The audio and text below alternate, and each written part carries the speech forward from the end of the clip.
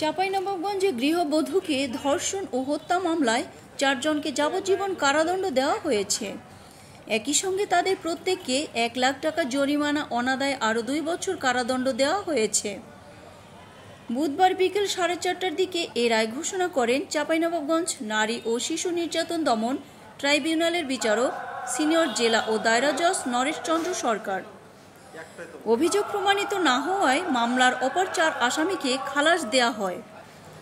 দণ্ডপ্রাপ্তরা হলেন জেলার শিবগঞ্জ উপজেলার আখিরা গ্রামের আব্দুল মান্নানের ছেলে হেলাল আলী, আতাউর রহমানের ছেলে আব্দুল জলিল, মোহাম্মদ মন্টুর ছেলে মোহাম্মদ আলী ওরফে সাদ্দাম, আইয়ুব আলীর ছেলে আওয়াল হোসেন।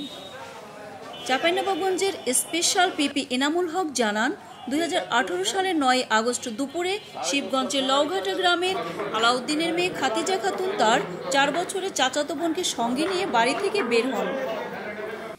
এরপর গভীর রাত পর্যন্ত বাড়ি না ফিরলে তাকে খোঁজাখুঁজি শুরু করেন স্বজনরা। পরদিন সকালে একই উপজেলার আখিরা গ্রামের একটি আখক্ষেতের পাশে ড্রেন থেকে খাতিজা খাতুনের মরদেহ উদ্ধার করা হয়। ওই ঘটনায় অজ্ঞাত ব্যক্তিদের আসামি করে 10 আগস্ট থানায় মামলা করেন খাতিজার বাবা আলাউদ্দিন। ময়নাতদন্ত ও পুলিশ প্রতিবেদনে বলা হয়, খাতিজাকে ধর্ষণের পর হত্যা করা হয়েছে।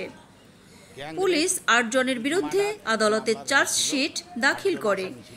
দীর্ঘ শুনানি ও সাক্ষ্য প্রমাণের ভিত্তিতে আদালত 4 জনকে কারাদণ্ড ও অপর 4 জনকে খালাসের আদেশ দেন।